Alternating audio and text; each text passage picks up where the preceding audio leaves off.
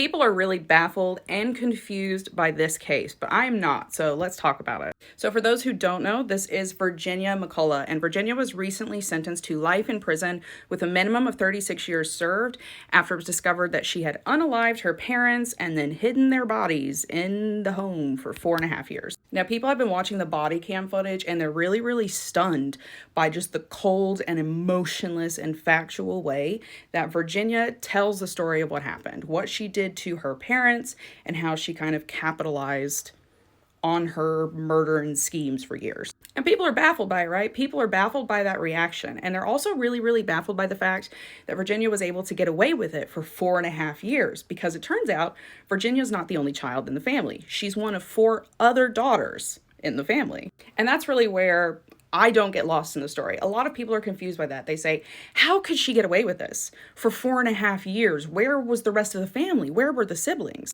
Here's why I'm not confused or asking those questions. You see, it takes a very specific combination of ingredients to make someone like this. Someone so detached from emotions and the way we experience it, so detached from empathy and compassion and connection and all of those things.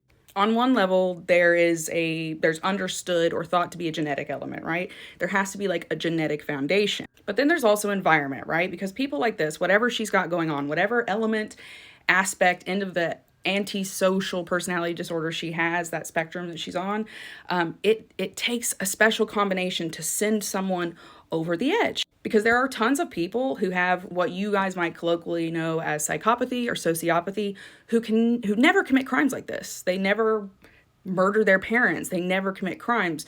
So it's thought to take some kind of mixture of environment and genes that create someone who can cross the line like this. Does this mean the parents are to blame? Absolutely not. I'm not saying that in any way. What I am saying, though, is it doesn't surprise me if there are some kind of weird dynamics between the siblings. Because more often than not, when we really dig into the families of people like this, families that people like this come out of, we can find some really complicated dynamics, very complicated connections between the family. So when people say, I'm so confused, where are the siblings? Are they in on it? It may have been normal for the siblings to not speak to the parents, right? We have no idea what kind of complicated family dynamics were going on in the background. And again, it's not their fault that they were murdered. They did nothing to elicit that.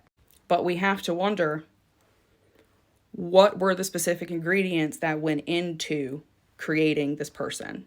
What was the combination of genes and environment that made this person confident in the horrific crime that they committed? Something to think about.